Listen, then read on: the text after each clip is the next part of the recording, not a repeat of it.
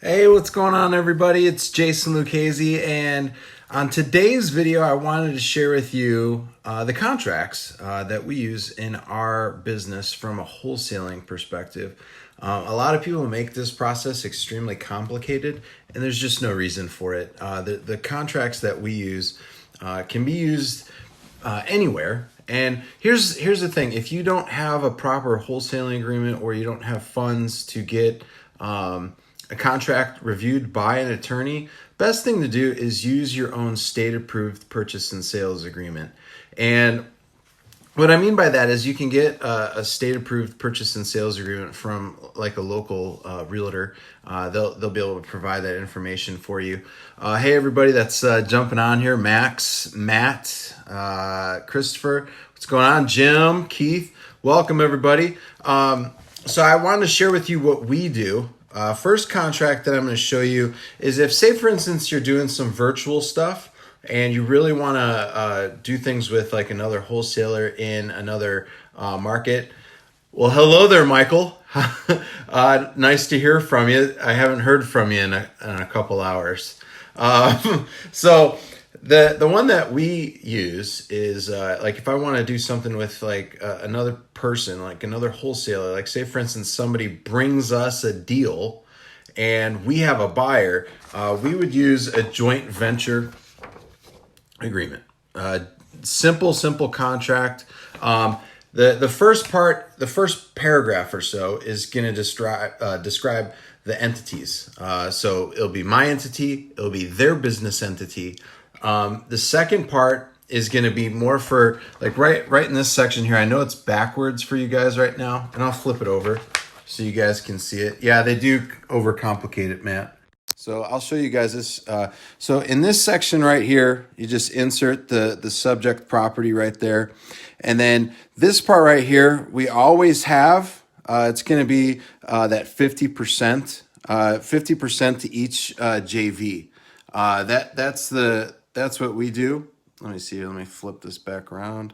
Having issues, of course.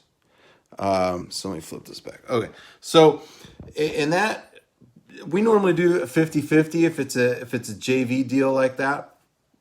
And we try and make everything very simple. The person signs it, we sign it, and we normally have all of that go through like a DocuSign, or we always use DocuSign. We love DocuSign. Another service a couple services that you can use that I've heard are good are HelloSign and also VeriSign. Those are really good for getting these types of documents taken care of. So that's one that we do now. This printed off kind of weird, but it's an assignment. Now I know with everything that's going on in Illinois right now, the assignment is really it's super gray. So I'm not going to talk about using an assignment contract in the state of Illinois, but first of all, you should always have an attorney review any type of documents that you're going to be entering into a legal, executing, binding format. The assignment contract that we use, again, it's just a one-page agreement. That's going to be between us and our ultimate end buyer. That's what that is strictly for. Now, things can get a little creative in a standpoint to where you're going to need to, say for instance, there's a couple parties involved. That's when both of the joint venture agreement and the assignment contract come into play. But let me show you our little deal here. So this is our one-page assignment contract right here. And it's very simple.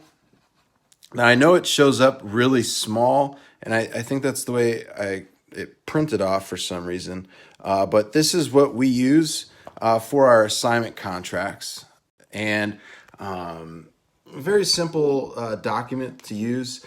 And it's just a simple one-page agreement. I think once you start getting around, 2 pages, 3 pages for an assignment contract, it starts getting things like really complicated, and there's no need for that. That's why with the purchase and sales agreements that you would use that are state approved, those are going to be like 6-7 pages long. So they do end up getting kind of long, and folks don't really like long contracts. And that's what brings us to our second one. This is our purchase and sales agreement, and I'll zoom in here a second on it. So purchase and sales agreement, most of the legal language is right here, but there's some very important stuff on this section over here, which I'm going to go over in a minute. Now, right now, currently, what I would recommend, and again, you could talk to an attorney or a title company about this, preferably an attorney in the state of Illinois. You can do an A to B, B2C contract. So you basically use two of these to do the A to B, B2C contract. And that will, that's not going to, show up as a line item that you're collecting an assignment fee, because right now, with everything that's going on in Illinois, that's a big problem. So let me show you this. Let me zoom in here. And so this is the purchase and sales agreement. Nothing crazy. We've got your company here. It's got the seller's info, the property address, all of the basic information that you need to have. Hey, we want clear title. We've added in this, and I'm, giving this stuff away for you guys that we normally folks, probably charge a ton of money for, but there's a section down here to where we talk about when the earnest money is supposed to be available, especially in the closing section right here in section 5. We put earnest money deposit shall be delivered to the closing agent 3 business days prior to closing date. Now, that helps us out considerably if we don't have the funds right away and we're going to use funds from our end buyer. That's what that is going to be helpful for. But do not enter into any agreements.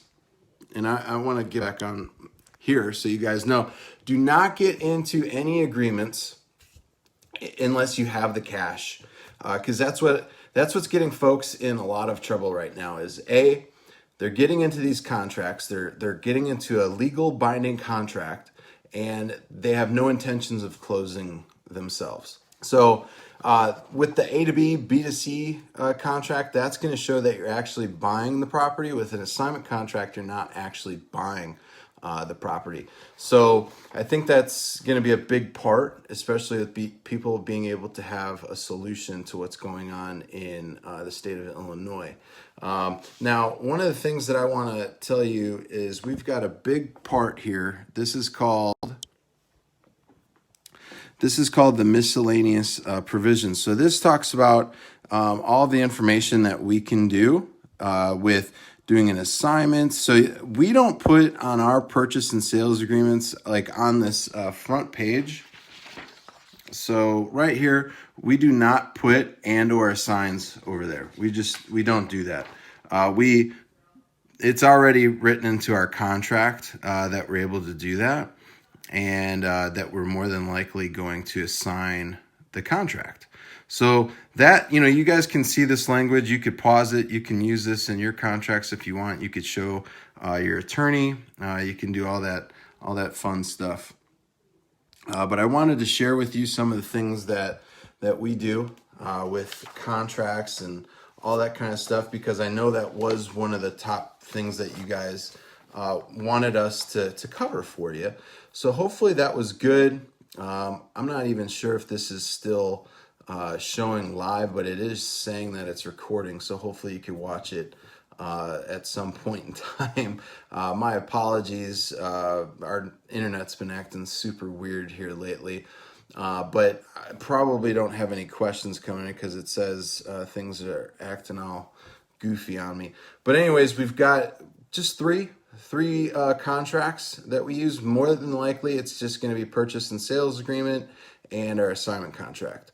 If you're in Illinois, you're probably just going to use the purchase and sales agreement and potentially the JV agreement if that's something that you choose to do, if you want to bring a JV into the mix. Now, you can use a lot of these contracts from a virtual standpoint too. Just make sure where you're operating in, an attorney has reviewed the deals, or the contracts, not the deals.